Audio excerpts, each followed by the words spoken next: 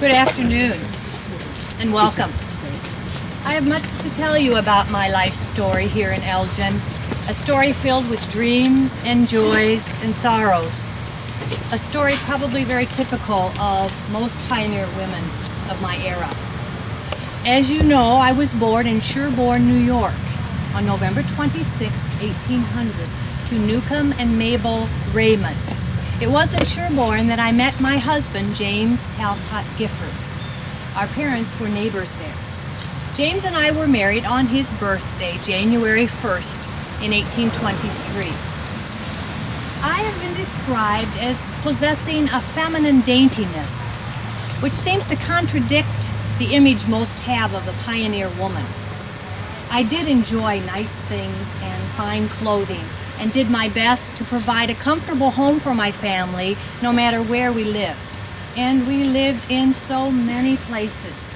In New York alone, we lived in more than half a dozen locations before traveling to Illinois and Wisconsin. Along with my daintiness, however, I also possessed stamina and determination. Life was physically and emotionally difficult in those times.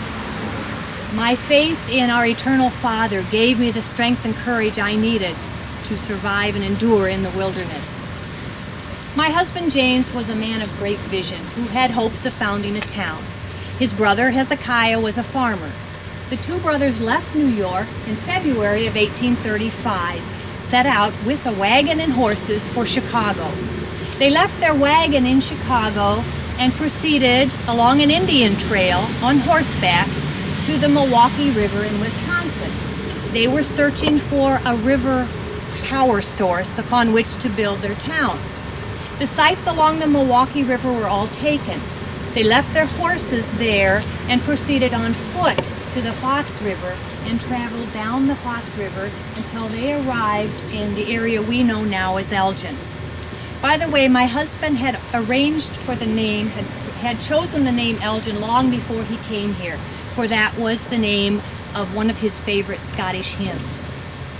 The two brothers arrived in Elgin on April 3rd, 1835, and here James staked his claim. It was an excellent site, for it was a crossing point between Chicago and the lead mining town of Galena, which was a thriving town then. James then returned to New York for me and the children, and there were 5 children then, ages 8, 6, 4, 2.5, and not quite 1. The 5 children and James and I proceeded to come to Elgin, and it was a long and tedious trip, as you can imagine, with such young children. It lasted 4 weeks. We first were on a boat, which was on the canal, which was so slow because it was pulled by an old mule, and only went as fast as that mule could tow the boat. From there, we got off the boat and embarked on another river boat, which was very crowded with other families similar to ours. That boat took us to Chicago, whereupon Hezekiah, James's brother, met us and took us by wagon from Chicago here to Elgin. Now, when we arrived in Elgin, our cabin was not quite ready yet, so we stayed with Hezekiah and his young bride, Mary Jane, in their cabin. Our home was a 1-room log cabin, experience in Harriet. The 9 of us lived in the home, but it not only served as a home, it was also school, a church, it was the post office, courthouse, and library. In 1839, the cabin was torn down and we moved into our second home, which was on Prairie. 3 brothers from New York arrived here and settled. They were able to share in the joy of the birth of our last child, our youngest child, Newton Dexter, in 1841. James, however, became enamored with founding more towns. He bought a tract of land near Grafton, Wisconsin, and left in 1845 to develop that town. The children and I joined him 2 years later in 1847. We remained in Grafton in that area, and the town he founded was named Uleo, which is no longer exists, I understand. Tragedy struck in the winter of 1850. Our precious daughter Lucy, who was age 18 then, and our baby Dexter, who was only 6 years old, were taken ill and died there. I persuaded James to return to Elgin to be near our friends and our family and better medical help. We came back to Elgin then in 1850. In 1850, James built the home of his dream, the Stone Cottage as he called it, which still stands today. Within 24 hours. He died on August 10, 1850. I lived in that home for several years. My daughter Caroline and her husband Orlando Davidson maintained the home and took possession of the home and kept the tradition of the Gifford hospitality and charm. And that home became a place of many fine parties and many fine experiences. I lived to the age of 71. I died on August 5th in 1872. I know it's time for you to move on. I have so much I could share with you.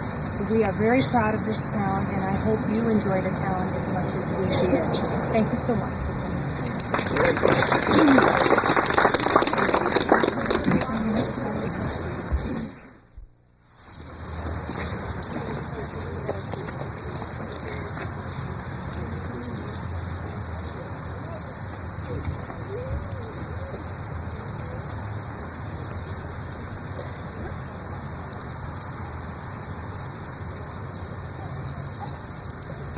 I'm Reverend Clark. Came out here from Vermont with a commission from the American Home Missionary Society, the Congregational Church, start churches. I hope you don't mind if I stand.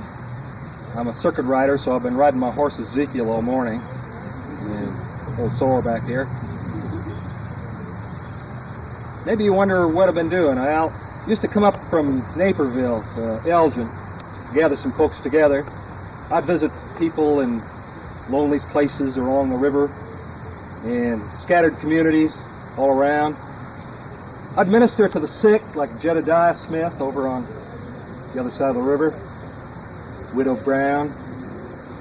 I'd marry and bury and baptize the newly repentant. I'd raise up praise and prayer and admonition to God Almighty. And I'd call the unrepentant sinner back to righteousness again. The thing I'm most proud of is the churches we got started out here. I started, or helped to start, 37 churches in Illinois. That's a bunch. A lot of help from a lot of people.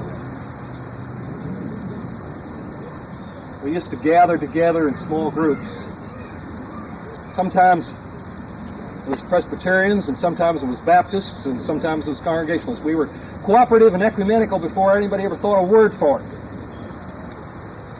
It was happening then, too. You know, we Congregationalists, a stubborn lot.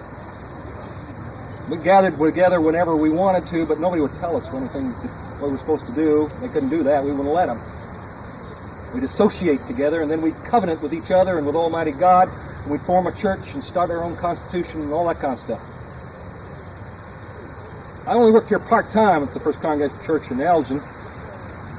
Some of those people, by the way, when there was enough of them, would split off and start another church, like up in Dundee and Udina and St. Charles and places like that. A lot of fun. I'd go down to St. Charles every other Sunday and preach down there, and Joshua Ambrose, the Baptist preacher, would preach up here the other Sundays.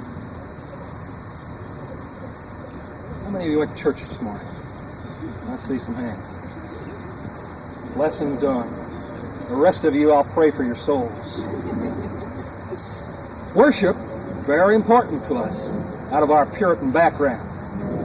We'd send people out on the Sabbath day, wrestle people out of their homes, ring bells, get them to the church for worship, and out of their sinful idleness, so they could come and worship.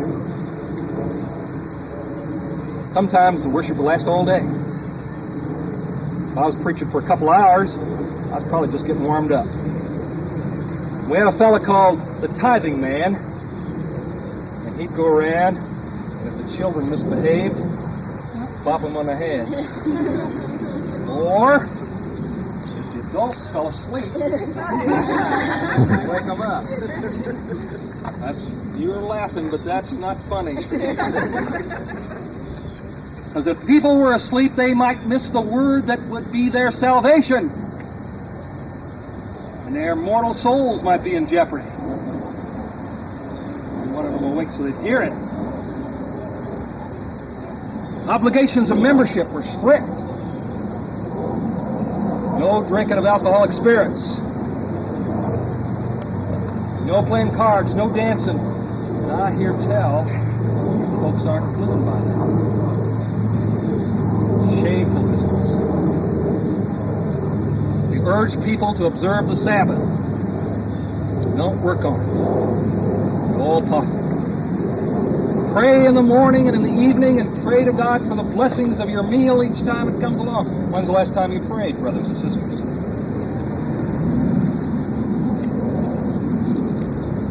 I'm also proud of the fact that Congregational Church today and other churches in the community as well, doing things about social issues, caring about people. Jim Gifford, you know, and I used to talk about temperance and about the sin of slavery. We met in Jim's house. 6 people decided they wanted to be a Congregational church. That's how it got started. First church in Elgin. 5 other people decided they want to be Presbyterians. That's okay. We loved them anyway.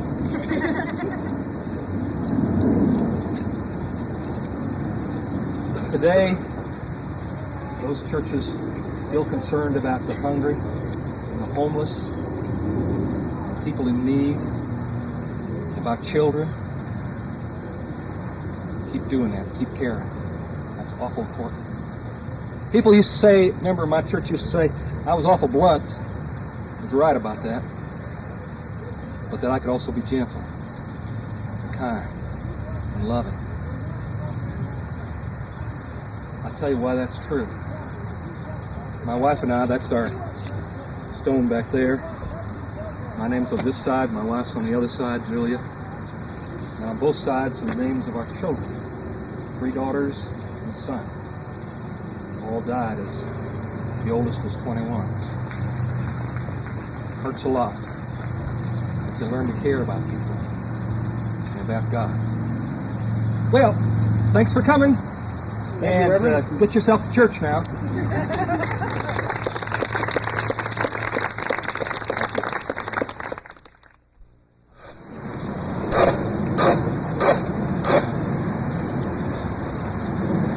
Hello there.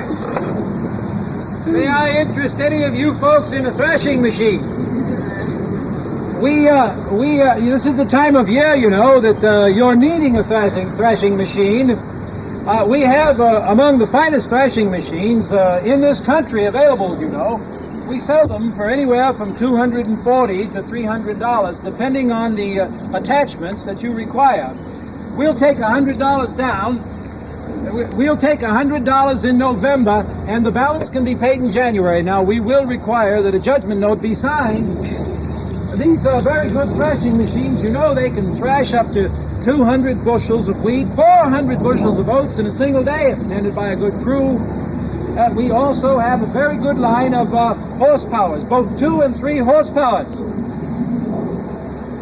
What's that look on your face? You don't understand what a horsepower is? I'm sorry. I should remember that not everybody knows that. You see, this is the thrashing machine here. The horsepower is an affair that resembles a treadmill. Well, it is a treadmill.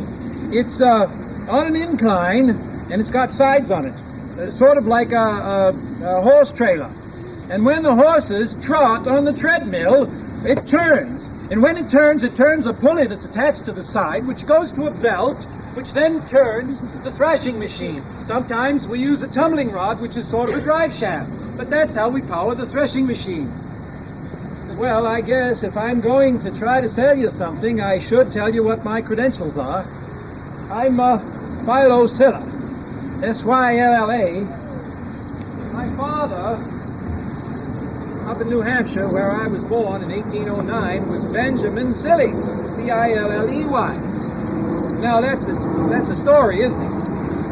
You see, one of my first memories as a young boy was playing out by the school with my friend Richard Sloppy, Sloppy. And all I can remember is those other children standing on the steps of the schoolhouse, pointing at us and laughing and saying, "Ha ha, there goes Sloppy and Silly." Well, when I was 18 years old and I had the right to do it, I decided to change that silly name to Silla. And that's the way it is today. Well, I went to the militia, earned the title of captain, and then went back to New Hampshire, married my wife, Lavinia, and in 1837 we decided to come west, come to Elgin. We come out to the west side of town there, and we staked a claim on some property. We decided we were going to be farmers. But you know, in those days, farming was a manpower affair and a horsepower affair. It was not a business of machines for very many farmers. Oh, there were machines available, but they had to be shipped in from New York State and Ohio where they were manufactured, and that was a very expensive proposition. So as a farmer, you pretty much made your own things and made do with what you had. Therefore, we built our first cabin and I built a workshop. And when it came time to start building machinery, I remembered my worst memory from my childhood. You see, when I was 8 years old, I was orphaned, and I was sold into servitude. During the term of my indenture, I mostly worked for farmers. Working for farmers as an indentured servant, of course, we got the dirtiest jobs. They'd take us boys and put us in the flailing room. They'd bring the shocks of dried grain and lay it down there on the flailing room floor inside the barn, close up the doors, and hand us the flails. And we'd take those flails and we'd flail that grain, and we'd flail it until it separated apart, and there would be dust rising, and we would have headaches, and we would be all stuffed up and sneezing, and snot was running out of our nose, and our arms were tired. And when it was the end of the day, I lay down and went to sleep, no time at all. Well, when we got our farm, and we had our first crop of grain, what do you think I decided I was going to build for a machine? You bet you. A threshing machine so that I didn't have to do that dirty job by hand. I built a threshing machine that was patterned after the old groundhog that came over from England. But I decided that I would make a significant improvement. Now, this improvement had to do with the fact that when you thresh grain, you have to separate it from the chaff of the straw. Well, what I did was, I put a fan inside of my machine. So therefore, as the mixture was going through the machine and the fan was blowing on it, the light stuff blew out the end and the heavier grain settled down to a conveyor belt which carried it out a chute into the bushel basket and clean as a whistle. It was a remarkable change, and it was very successful. I took it out to my neighbors on the Todd farm, and they saw it and said, "Fido, would you build us a machine like that?" And I did. And then from my neighbors down the road, I built another machine. Well, before you know it, I had developed the Prairie Queen. The Prairie Queen was the best, most efficient threshing machine this side of the New York State. Well, in 1840, I went into partnership with Mr. Charles Webster. Decided to sell the farm and move into town. Built a house on the corner of Washington and State, and then just across State Street, I built a factory. And there, Webster and Silla began manufacturing the improved version of the Prairie Queen. And yes, we also manufactured horsepowers. Well, business was good, and in 1846, with a little time on my hands, I got involved in politics. I became the first president of the village and town of Elgin in 1846. And after that, I tired of the day-to-day business of making threshing machines, and I hankered for that exciting and more interesting life of developing new machinery. So in 1850, I turned the business over to a few other fellas, and I got involved with some new partners. Now, my new partners and I decided that we could improve on the reaping machine. Now, we took the conventional reaper that was made by McCormick, and we put a sickle bar with a double hinge on it. And we put that double hinge sickle bar on the front of the machine, and then you could cut and reap at the same time. It was a great idea, and one that had terrific potential. It took a lot of money, and we invested in it. I took the savings from my farm, and my partners put their money into it, and we were just on the verge of a great success. That depression of 1857 hit us like a Midwest tornado. It didn't leave anything standing in our company. It wiped us out financially. We had nothing left. I lost my savings from the farm. The only thing I had left of any value were my patents, which I had to sell for pennies on the dollar to those Altman boys in Ohio. They prospered with them, but I didn't. You might say that I was a business failure, but I like to see it a different way. I was a business success for some time, and my wife Lavinia and I had 4 children. That was our real success. Our 4 children were educated. You know, I myself, during my indenture, only had an opportunity to spend 6 months in schools. We saw to it that our children had the finest of educations. Yes, our children went to such schools as the Elgin Academy. We had a school teacher, was one of our children. Another was a university professor at the University of Chicago. We had a city clerk, and we had the fire chief of Elgin. I'm proud of that. The last 13 years of my life, I went back to what I knew best, the use of the tools. Grabbed my toolbox, went around to my neighbors, and I fixed their buggies and wagons, made a little money doing that. I would smoke meats when I was out on the farm, and people knew that I had a way of just putting the right flavor in those meats, and so they'd bring me some hams and turkeys and sausage and ribs, and I'd smoke them up with just the right touch, and they always liked it. Made a little money doing that, and then built wheelbarrows. Now my wheelbarrows were good because everybody needs wheelbarrows, but what I was best at was building these wash tubs. Now I made this wash tub. It wasn't just an ordinary wash tub. It had a little trick in it, and the ladies that use it said that my wash tubs were the best wash tubs built in this country, bar none. We sell them for $1. I'm sorry. What am I doing trying to sell you wash tubs? You don't need them. Isn't that silly of me? Thanks for coming by this afternoon, folks.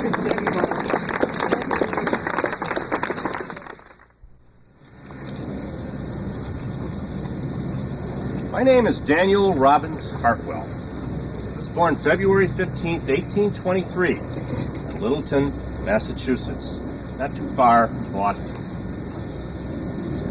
I grew up in that town. I attended the public schools there, got a very good education, as the public schools always do. At age 14, I decided I wanted to conclude my formal education, as was common at the time.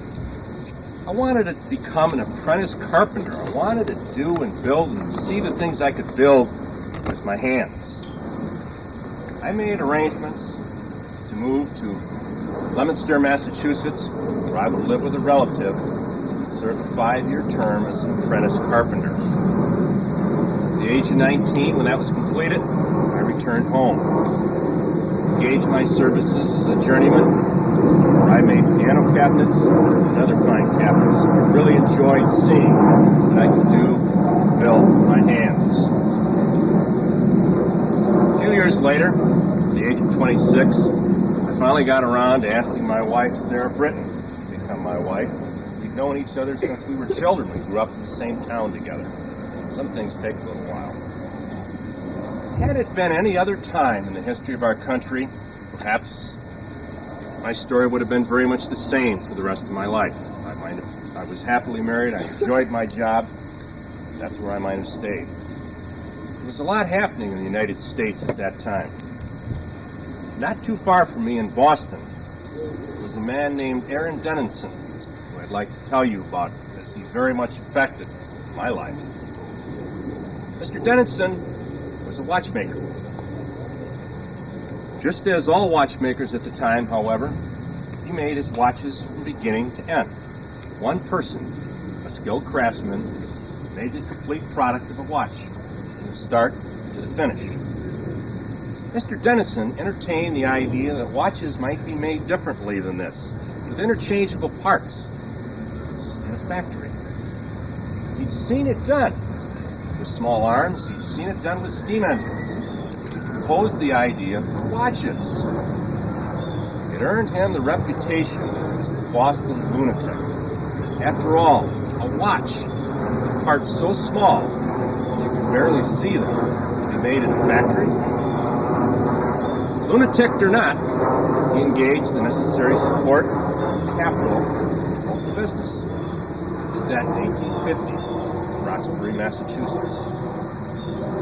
In 1853, I went to work for Mr. Dennison, doing carpentry work, making different machines patterns required by him and the others that were becoming involved in the business. The years ahead were good and bad. By 1860, that company, which had later moved to Waltham for the cleaner air they needed to make their watches, declared their first cash dividend. People knew there was money to be made in building watches in this manner. Well, a year later, in 1861, the Civil War began. Needless to say, things were in a very chaotic state in our nation. One of the things that happened at the end of the Civil War was over the 4th of July, 1864. Two men from our company, Waltham, Mr. Ira Blake and Mr. Pat Bartlett, decided to take a vacation way out west to Chicago. They wanted to see the sights. They also wanted to talk up the watches that we made at Waltham. After all, up until that time, the watch of choice for many was still the foreign products. During that visit, calling upon different jewelers in Chicago, they happened upon a W.H.C. Miller & Company, where they met a man named John Calhoun Adams. Now, Mr. Adams had been in partnership as a jeweler in Elgin during the late 1850s. During the course of that conversation, they struck up the idea of locating a watch company in the West. Well, Blake and Bartlett didn't even think it was possible, because Adams had advanced the idea. After the two returned to Massachusetts, Mr. Adams corresponded with them. He even went out to visit them at the end of July. Mr. Adams also had a contact with B.W. Raymond, former mayor and noted capitalist in Chicago. Well, there's a little more to the story than I can tell you today, but suffice it to say, at the end of August 1864, only a little over a month later, the National Watch Company of Chicago, Illinois, was incorporated. It would later be known as the Elgin National Watch Company, after people insisted on having those watches made in Elgin. Arrangements were soon made. There's an interesting story to it also. The factory would be located in Elgin. It almost went elsewhere. Now, of course, the company was incorporated. They had some money. They needed some employees. 7 of us from Waltham were recruited to start the watch factory in Elgin. We would later be known in company lore by Mr. George Hunter, who you met here a few years ago, as the 7 Stars Pleiades. We were given a very enticing contract. A bonus of $5,000, a salary of $5,000 a year, and an acre of property to build a home. I don't know if that sounds like a lot of money to you, but it certainly was a lot of money to us at that time. We were very happy to take it. Well, things moved along. By January 1865, we've established a small 2-story frame building alongside the Fox River to build our machinery and other parts necessary, while work began on the factory itself, down at the end of South Grove Avenue and National Street. I understand there's a lot of activity down there today. In April 1867, the first tick of a watch was heard in Elgin that was made here. B.W. Raymond, named after our company president, number 101. We began numbering watches at 101, not 1. It's on display at what you call your Hemmings Auditorium today. If you haven't had the chance to view it sometime, I hope you do. Well, there's a lot more to the story. I hope you'll have the opportunity to hear it from some of the other people from the company someday. I stayed on until the age of 65. The company did very, very well. In fact, I recently understood that before they finally closed, over 60 million Elgin watches were made. I imagine many of them, like mine, are still ticking. And I do notice on the time on my Elgin that you need to be moving on. But I thank you very much for your visit today.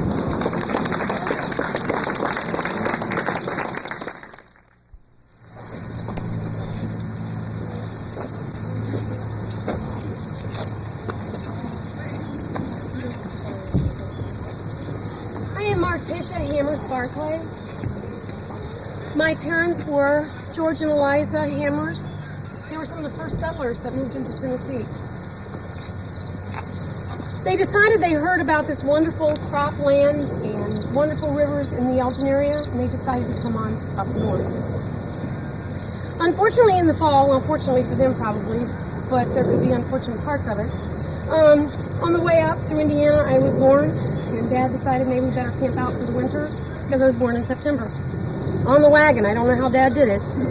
But we stuck around, they stuck around for that winter, and the following spring of 1835, they moved on into the Elgin area and moved to an area called Hoosier Grove. Hoosier Grove on the edge of Dundee right now. Most of my life, I went to schools in Elgin. And then at the age of 20, in 1854, I met my husband, David Barclay, and married him. At 20, he was pretty young to be married. I didn't know what I was getting into. This man was amazing. He was born in Edinburgh, Scotland, in 1828. At the age of 14, he came over and immigrated into Waukegan. Then at the age of 23, he decided to come to Elgin to seek his fortune. Well, he did, and that's not all he did. First, he started a hardware business on the West Chicago Street, 3 doors west of the bridge. They decided to move it on to the east side then, and moved it to 1517 East Chicago Street. And that wasn't enough. Milking became really big in the area. In 1854, his buddy, Dr. Joseph Tuff was elected mayor, and they got together. They talked about this milking industry. And so my husband, which was a tinsmith and a coppersmith by trade, decided to open a new business, along with the hardware business. And he decided to make milking apparatuses. And he was the one that made the first can to ship milk to Chicago out of the Tuff farm. That wasn't enough. He and his buddies got together and started the Elgin Board of Trade, which set prices every Monday morning for the whole nation for milk and butter. That wasn't enough. He served 3 terms as mayor. You think I had a hard job? I did. I had 7 kids. In the program it said I had 5. I had 7. 4 words died as a baby. And I had 1 little girl. I'll tell you about her in a minute. That wasn't all he did. He served 10 years in the Illinois Northern Hospital of the Insane. I wonder why. Was he trying to figure me out? I'm not sure. It took him 10 years, maybe. Oh, he was an alderman. He was just into everything in town. We left. Our home was on Dundee Avenue at the southeast corner of Dundee and Park, where the Schmidt-Madison Funeral Home stands now. Maddie Lee was my only little girl. It was really kind of nice to have a little girl among the 6 boys. Of course, 5 by that time, because Lawrence already died. Maddie Lee died at a very young age, which was really heartbreaking for me. She was only 21 years old. She had already married Judge Nathaniel C. Sears. After she died, he remarried Laura Davidson of the Academy. All my sons were involved in the business with their father. Archibald back here was born in 1870. He was the one that took over the business when David F. died in 1912. His son took it over when he retired. Eventually, with the Depression and things, the business couldn't keep up, so they sold the land at 1517 East Chicago Street to the French National Bank. The NBD is there now. I was busy in my life, as you could tell, with 6 kids and a husband that was busy in everything there was to be busy in. I was a member of the Elgin Women's Club. I was a member of the First Methodist Church. My home was at 185 Dundee Avenue, and I died at home. It was a freaky accident, and I know this has all happened to you, so beware. As I was walking down the stairs at home, I was 74 years old, and I thought I was on the ground floor. There was really a step between me, and I fell and I fractured my left leg. I couldn't recover because of my age, so I died at home. It was kind of nice. I had a good life. I loved my family. I loved being with them. They were wonderful. I was busy, as you can tell. I saw wagons to automobiles. It's wonderful. Thank you for sharing this celebration of my life. Be careful going down the hill, though. Thank you, Mr. Buckley.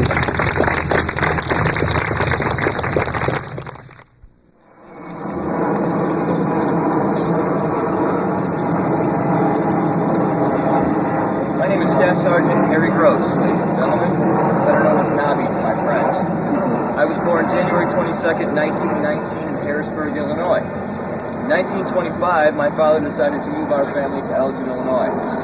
I began school, I went to the Wing and the Columbia Grammar Schools, and in 1937 I graduated from Elgin High School. After high school, I held a few jobs.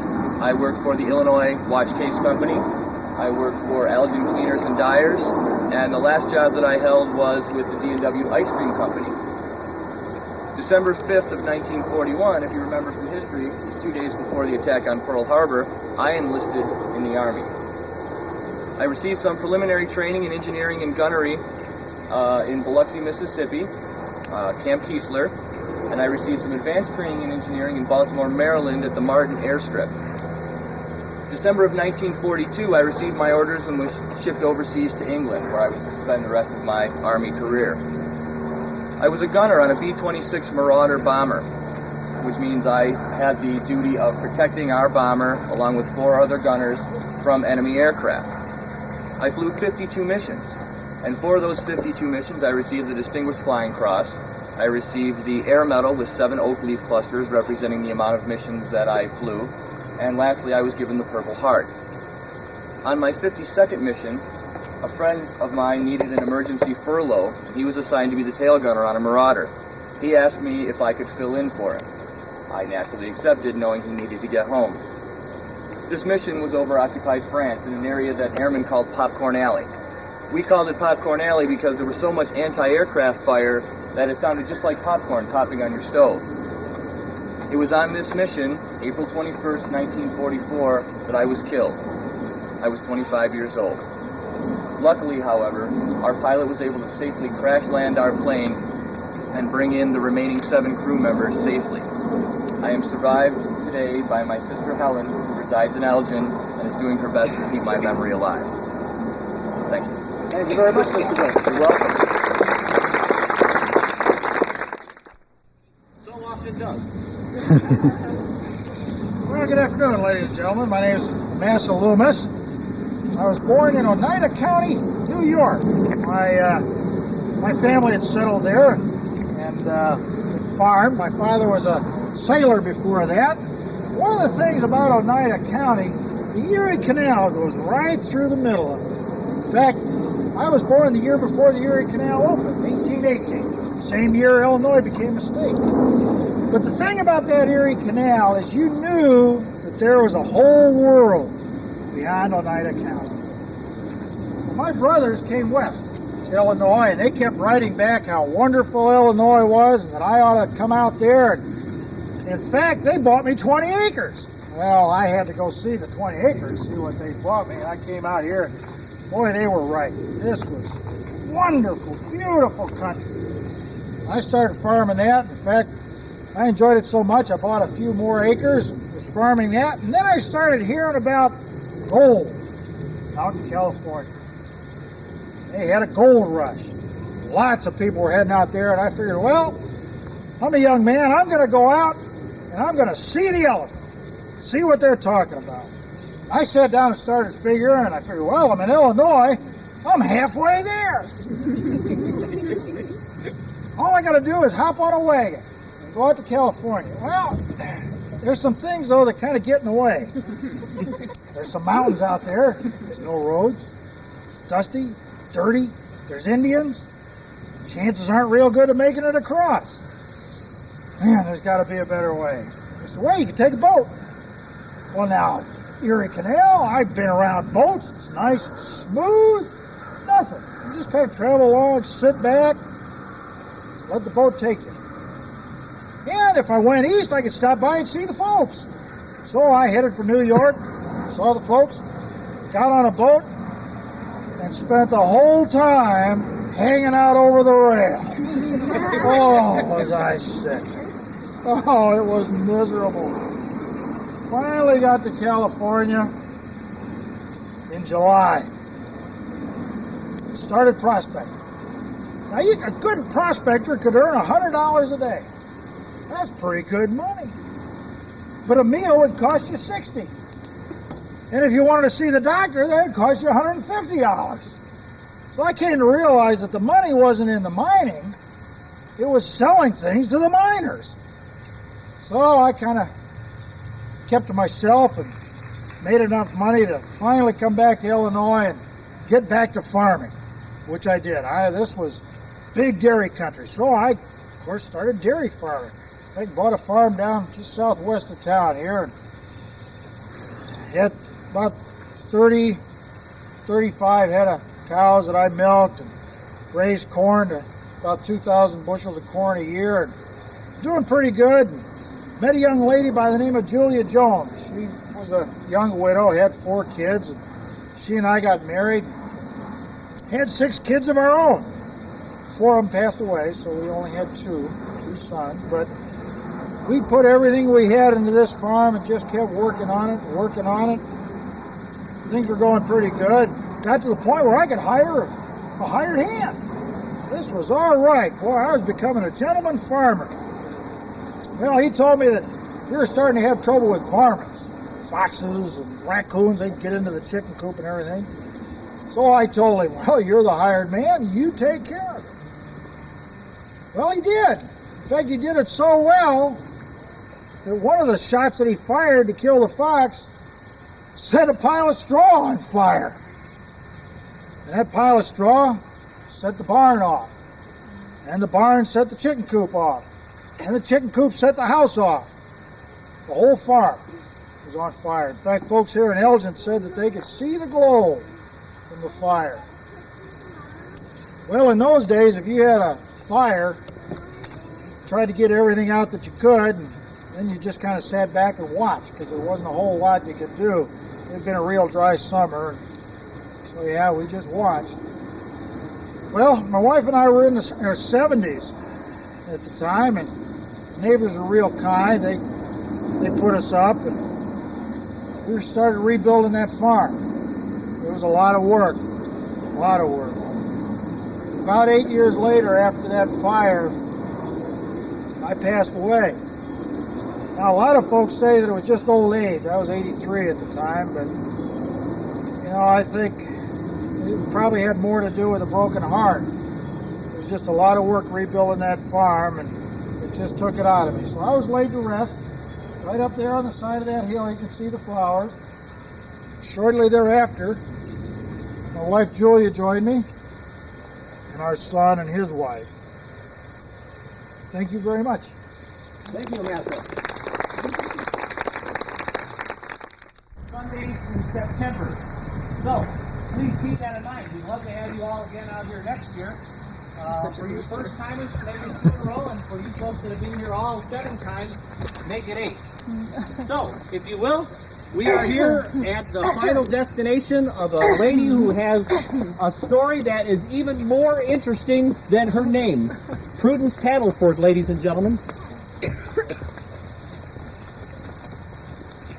We've got some seats over here, so continue to move around.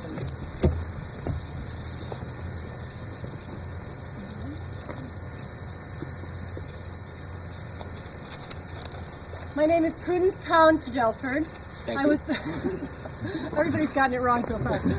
I was born in March in the year 1823 in Elgin County, Canada. My parents had emigrated from New England. My father, Elijah Pound, came from New England to Canada in 1814. My mother, Adelia, came in 1880. It was in Canada that they met, married, and began the farm in Aylmer, Ontario, on which I grew up and which is still standing today. It was not unusual for people to emigrate from New England to Canada in those days. Many of those people were United Empire Loyalists, UELs, or Tories, and they would prefer to remain British citizens and were disappointed with the outcome of the War of 1812. You may wonder how I was born in Canada and yet came to be buried here in Elgin, Illinois. In 1840, when I was 17 years old, I married my husband, James Franklin Padelford. James lived on a neighboring farm, and I knew him from the time that I was a small girl, although he was 10 years my senior. James' parents also emigrated from New England to Canada. James was a teacher when I married him, although he worked also on his family farm, and he had always wanted a farm of his own. We had been hearing stories about the great state of Illinois for years. We heard about the green, lush vegetation that grew here, and about the rich, dark soil that was capable of sustaining yields of 70 to 100 bushels of Indian corn per acre. And we even heard about corn stalks that grew to be 15 feet tall. It sounded like a garden. In the 1800s, many pioneers were drawn west to the state of Illinois, and there was a song that was sung widely in the East Coast, and it's kind of a commercial to Illinois. That old folk song compared the state of Illinois to the Garden of Eden, and I'm going to attempt to sing the very first verse of that song to you now.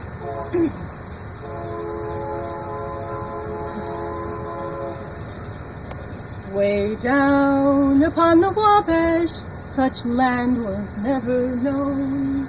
If Adam had passed over it, the soil he'd surely own. He'd think it was the garden he played in as a boy, and straight pronounce it Eden in the state of Illinois. So move your families westward, good health you will enjoy, and rise to wealth and honor in the state of Illinois.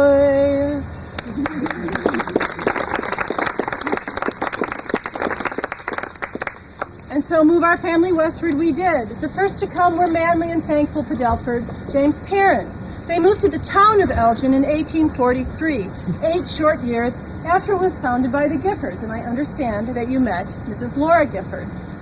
Well, by 1843, Elgin was already a town with a population of 400 people. It had grown that quickly. My husband James followed his parents a year later. In 1844, he came and found a parcel of land about 80 acres far west of town, west of where Big Timber Road and Randall Road now intersect, although of course back then there were no such roads. James purchased that 80-acre parcel. He built a log home on it, planned and planted the farm. And when things were ready, he returned to Canada to retrieve me and my young daughters Amanda and Phoebe, who were babies and toddlers at the time. We packed all our precious belongings into 2 ox carts and made the long journey by ox cart from Aylmer, Ontario, Canada to Elgin, Illinois in 1845. That was quite an eventful trip. We traveled on dirt roads that were so rutted out we couldn't even stay in the ox cart. And as we began to see this marvelous prairie unfold before us, with prairie fires lighting up the night, and deer and immense numbers of animals I had never seen all around, I began to understand this adventure on which we were embarking, that I would be a pioneer woman in a land that was wild and strange. And wild and strange it was, for when we came to Elmora, which was the name of our property, there remained Indians in the area. Although the Potawatomi had ceded all their Illinois lands to the United States government in 1833, and most had left the state of Illinois by 1838 when the final payments were made, there were Potawatomi Indians that lingered in the area and that lived out west of us. They were not dangerous to us, although they had been in earlier years, yet I must tell you the first time that they showed up at my doorstep, my heart nearly stopped. Seems they had a very keen sense of smell, and whenever I would bake bread, which was very frequently as my family grew to 10 children, they would appear at the door to beg their share, which I of course would give them. They became quite a bother, and I must say I was glad when they moved west of the Mississippi. It turns out that my husband, James, was a very successful farmer and dairyman. Our farm grew to 300 acres. We had an orchard and also raised sheep and cows. We grew corn and hay and the food that we ate. We worked very hard. Housework was quite different than what we consider housework this day. Cooking often took most of the day. Laundry always took a full day. We spun the wool that we shared from our sheep, and I wove all of our own blankets. I understand that one of my blankets exists to this day. It's in the home of my great-great-granddaughter, Martha Rediker, who lives in Salt Lake City, Utah. Her parents, Bill and Carol, still live in Elgin, just a few miles from our home, Elmora. In 1883, We left the log home we had lived in for nearly 40 years and in which we had raised our 10 children, and I had also raised one of my grandchildren as my daughter died in her 20s. We moved from that home into a large and stately home built by my husband on that same property on Elmora. Sadly, in that year, my husband died not long after we moved into that home, and a year later, my youngest son, Manly, died at age 18. Those were very difficult years, but I remained in that home, and I lived in that home in Elmora until my death at age 80 in 1903. After I died, my family continued to own that property and live in that house and farm that land. My daughter, Ida, and her husband, Albert Gilbert, who are represented by the large stone to my left, lived in that house and farmed that land with their son, Carrie, and his wife, Dagna. They lived in that house until the Great Depression when it was sold, and I understand that the land continues to be farmed. The house is still stately and beautiful and is still standing. If you drive down Big Timber Road, past Randall Road, there's a second house on the left. I want to thank you for joining me this afternoon and for this visit. There is one small thought I'd like to share with you before you go. You'll remember that I was a pioneer woman in a wild and strange land. There may be times in your life when you're led to a place that you never thought you would go, or to do something you never thought you would do, and you'll be a pioneer in your own life. I want you to remember that many of us have been pioneers before you, and that we have survived, and we flourished, and you can too. You can bloom wherever you are planted. Good day. Thank you very much, Bruce.